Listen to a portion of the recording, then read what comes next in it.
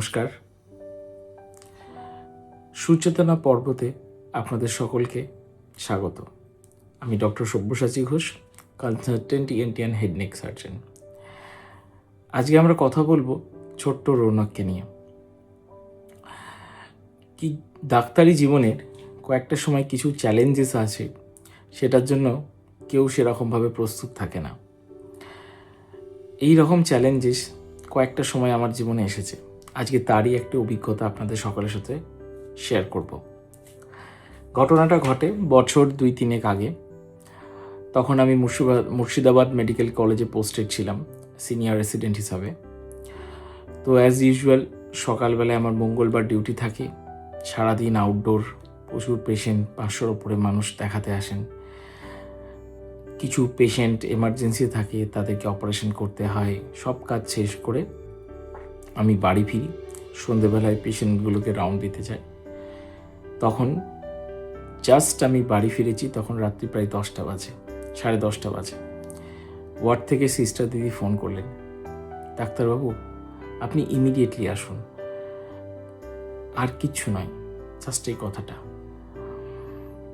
আমি তড়িঘড়ি করে তাড়াতাড়ি যা হোক করে একটা যানবাহন জোগাড় করে হাসপাতালে যাই। হাসপাতালে গিয়ে দেখি 10-15 জন মানুষের ভিড়, মাঝে একটা বাচ্চা মুখ থুবড়ে, মুখ দিয়ে লাল পড়ছে, এই অবস্থায় এসছে। এই যে পরিস্থিতি, বাচ্চাটা যেটা দেখলাম, সবারই কান্নাকাটি, মুখে একটা সকলের বিষণ্ণতার মুখ। তো সেই সময় ভিডিও করা অবশ্যই সম্ভব নয়, ছিলও না, কারণ মানুষের জীবনের জন্য প্রত্যেকটা সেকেন্ড প্রচণ্ড দামি বা খুব গুরুত্বপূর্ণ। আমি যেটা তাড়াতাড়ির মধ্যে ওদের কাছ থেকে একটা হিস্ট্রি নিলাম। সত্যি মানুষের জীবনে কীরকম কী ঘটে সেটা আপনাদের শেয়ার করছি, তারপরে বলছি। ঘটনাটা ঘটে আগের দিন ভোর 4টে নাগাদ, 4টে, 4:30, 5টা নাগাদ, ভোরবেলাতে। তো ঘটনাটা ঘটে পাকুড়, ঝাড়খণ্ড ডিস্ট্রিক্টে। একটা ছোট্ট 8 মাস কি 9 মাসের বাচ্চা মা কোলে নিয়ে রাতে ঘুমিয়ে যায়। মা যখন ঘুমান, রাতে একটা সিরিয়াল বা টিভিতে কিছু দেখতে দেখতে উনি বাচ্চাটাকে কোলে নিয়ে শুয়ে যান, দেখতে দেখতে ঘুমিয়ে যান। তো হঠাৎ করে ভোর 4টে, 4:30 নাগাদ বাচ্চার কান্নায় তার ঘুমটা ভাঙে, এবং সেই কান্নাটা অনেকভাবে চেষ্টা করেও কমানো যায় না, যেটাকে আমরা বাচ্চার ক্ষেত্রে বলি ইনকনসোলেবল ক্রাই। আপনি বুঝিয়ে পড়িয়েও বাচ্চাটাকে কিছুতেই চুপ করাতে পারছেন না। দুধ খাওয়ানোর চেষ্টা করেছে, সব কিছু দিয়েই বুঝিয়ে ভালোবেসে, কিন্তু সেই বাচ্চা কিছুতেই কান্না কমে না। ওরা কিছু বুঝতে না পারে, ওদের কাছাকাছি ওদের ঝাড়খণ্ডের যে হসপিটাল আছে, রুরাল হসপিটাল, সেখানে যায়। ওখানে অতটা উন্নতি না পেয়ে বা বুঝতে না পারে, ওনারা রেফার করে দেন পশ্চিমবঙ্গের নিয়ারেস্ট কোনো মেডিকেল কলেজ অ্যান্ড হসপিটালে। তো সেই করতে করতে বাচ্চাটা সকাল 7টা-8টার দিক করে, 8টা কি 9টা 10টার দিক করে ধুলিয়ানে আসে। তো ধুলিয়ান হাসপাতালেও তারা অতটা বুঝতে না পারে, তারা রেফার করে দেন নিয়ারেস্ট মেডিকেল কলেজে। তো প্রথমে সেই বাচ্চাটা যায় মালদা মেডিকেল কলেজে। মালদা মেডিকেল কলেজে গিয়ে জিনিসটা প্রথমে ধরা পড়ে, সেটা আমি বলবো কিছুক্ষণ পরে। তো তখন মালদা মেডিকেল কলেজে দেখলো এই জিনিসটা এতটাই ক্রিটিক্যাল, এখানে বাচ্চাটাকে বাঁচানো সম্ভব নয়। তো তারা বললো যে এটাকে কলকাতা নিয়ে যেতে হবে, তাহলে বাচ্চাটা সার্ভাইভ করবে না। আর ভাগ্যের এমনই পরিহাস, সেই দিনই কোনো একটা কারণে রেলের কিছু অবরোধ বা কিছু করার জন্য সেই দিন ওই রুটটাতে মালদা টু কলকাতার কোনো ট্রেন চলাচল করছে না। বিগতিক ওরা তাড়াতাড়ি অ্যাম্বুলেন্স ধরে কাছে যে হসপিটাল অন দ্য ওয়েতে জঙ্গিপুরে যায়। জঙ্গিপুরে ওখানে অনেক ডাক্তাররা চেষ্টা করেন, কিন্তু ওনারা সফল হন না। তো ওনারাও কলকাতা মেডিকেল কলেজের জন্য রেফার করে দেন কলকাতার জন্য। তো অন দ্য ওয়েতে মুর্শিদাবাদ মেডিকেল কলেজে তারাও হাল ছেড়ে এসছে। এরকম অবস্থা, যত বাচ্চার সময় গেছে ডিটিরিয়েট করে গেছে। তো এই করতে করতে অনেকটা সময় পেরিয়ে যায়, আর রাত 10টায় এমার্জেন্সি থেকে আমাদের মেডিকেল কলেজে ভর্তি হয়। আমি যখন বাচ্চাটাকে পাই, বাচ্চাটা একদম নেতিয়ে গেছে, মুখ দিয়ে লাল পড়ছে। ছোট্ট রৌনকের মনে হচ্ছে সেই জীবনের যে ঢাকনা, একটা কলসির ঢাকনা বন্ধ হয়ে যাচ্ছে, জীবনটা স্তব্ধ হয়ে যাচ্ছে।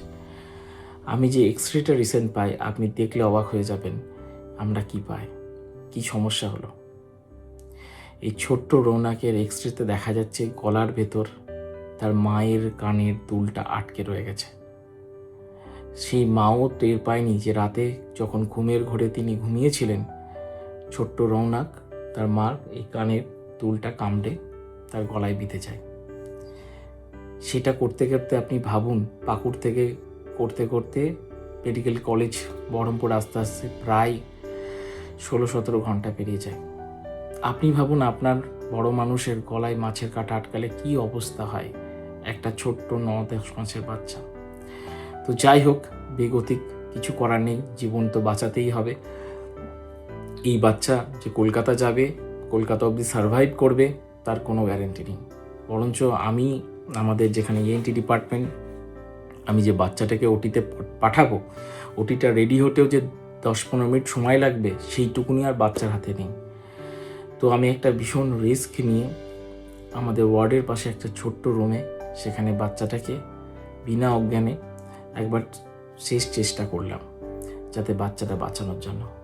অ্যান্ড ভগবানের কৃপায়, উইথ গডস গ্রেস এবং তার আশীর্বাদের জন্য আমি দেখি যখন লিফট করে গলার ভেতরে ঠিক শ্বাসনালী আর খাদ্যনালীর জাংশনটাতে গিয়ে শ্বাসনালীর মুখে গিয়ে আংটার মতন করে এই কানের দুলটা আটকে আছে।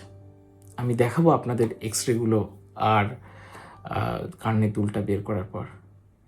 আমি যেই ওইটাকে সরিয়ে বের করলাম, এমনভাবে গেঁথে আছে আড়াআড়িভাবে, খুব ওইটুকুনি বাচ্চা নড়ছে ওর মধ্যেই। আমি বললাম আমরা সর্বস্ব দিয়ে চেষ্টা করছি, ভগবানের উপর বিশ্বাস রাখুন, আমরা আমাদের সর্বস্ব শেষ চেষ্টাটা করি। তো thank God, by God's grace আমরা খুব স্কিলফুলি ওটাকে রিমুভ করতে পারি। বাচ্চাটা যেন একটা নতুন জীবন ফিরে পেল। তারপরে যেটা হলো সেটা আরও আমার জীবনে একটা কি বলবো, একটা বড় সৌভাগ্য প্রাপ্য যেটা বলতে পারেন। বাচ্চাটাকে সেই যে আমি বের করার পরে বাচ্চাটা নিঃশ্বাস নিল, বাচ্চাটাকে কোলে নিলাম, বাচ্চার আমার কোল ছেড়ে যেতে চাইছে না, ইভেন তার মায়ের কাছেও যেতে চাইছে না। সেই ছবিটা আপনাদের সাথে শেয়ার করব। বাচ্চাটা টানা 15 মিনিট আমাকে জড়িয়ে ধরেই রয়ে গেল। কিছু কিছু সময় মনে হয় এই ডাক্তারি জীবনে আপনাকে ভগবান অনেক মানুষের উপকার করার সুযোগ দেন। এই উপকারগুলো মানুষের মাধ্যমে, মানুষ তো মানুষের জন্যই, দিনের সাথে আমরা সবাই মানুষ। হয়তো মনুষ্যত্বটাই আমাদের পরিচয় হওয়া উচিত, হয়তো না, একদম সেটাই হওয়া উচিত, যেখানে কোনো জাতি নেই, ধর্ম নেই, ভেদাভেদ নেই, কোনো রঙের কোনো বিবরণ বা ভেদাভেদ নেই। দিনের শেষে সবাই আমরা মানুষ, মানুষ মানুষের জন্য। আর মানুষের এই সুচেতনাটা খুব প্রয়োজন। আশা করি আপনাদের এই ভিডিওটা ভালো লেগেছে। আপনারা সকলে ভালো থাকবেন, সাবধানে থাকবেন। বিশেষ করে বাচ্চাদের ক্ষেত্রে এই ছোট ছোট এক একটা জিনিস এমন মর্মান্তিক হয়ে দাঁড়ায় যে ভাববার নয়। তো বাচ্চাদের ক্ষেত্রে এই ছোটোখাটো লুজ জিনিস, পয়সা, হাতের কাছে স্টেপলারে পিন, এই ছোট ছোট জিনিসগুলো সবসময় এড়িয়ে রাখবেন, একটু সাবধানে রাখবেন বাচ্চাদেরকে। ভালো থাকবেন, সুস্থ থাকবেন। আবার কোনো দিন দেখা হবে পরের কোনো একটা পর্বে, সুচেতনার পর্বে।